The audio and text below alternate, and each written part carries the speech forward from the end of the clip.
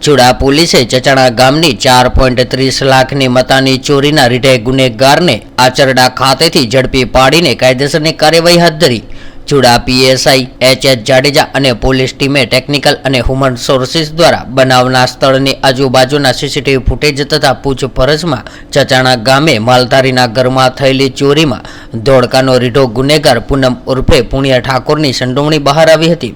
ત્યારે જેના આધારે ચુડા તાલુકા આચરડા ગામના પાટિયા પાસે બાઇક લઈને પસાર થયેલા પૂનમ ઉર્ફે પુણ્ય ઠાકોરને ઝડપી લેવામાં આવ્યો હતો અને તેની પાસેથી 1.610 કિલો ચાંદીના દાગીના, રૂપિયા 60,000 રોકડ રકમ અને બાઇક કબજે લઈને અટકાયત કરવામાં આવી હતી. ત્યારે પૂનમ ઉર્ફે પુણ્યને કબૂલાત કરતા જણાવ્યું હતું કે ચચાણા ગામે કરેલી ચોરીના દાગીના તેની પત્ની હકુ સહિત રમેશ ઠાકોર અને સોનલ ઠાકોરને આપ્યા હતા અને આ ત્રણેય સોનાના દાગીના અમદાવાદ ખાતે માણેક ચોકમાં વેચ્યા હોવાની માહિતી મળી હતી. ત્યારે ચુડા પોલીસ દ્વારા ત્રણેય આરોપીઓ અને સોનાના દાગીના કબજે કરવા કવાયત હાથ ધરી છે.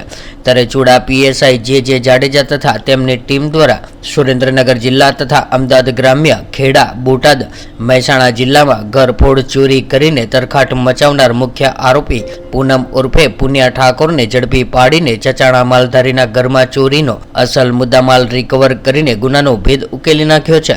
આરોપી પુણ્ય પોલીસ સમક્ષ એક પછી એક ગુનાઓની કબૂલાત કરી હતી. ત્યારે પૂનમ ઉર્ફે પુણ્ય ઠાકોર સામે 20 જેટલી પોલીસ ફરિયાદ નોંધાઈ છે. ત્યારે વધુ તપાસ ચુડા પીએસઆઈ જે જાડેજા ચલાવી રહ્યા છે.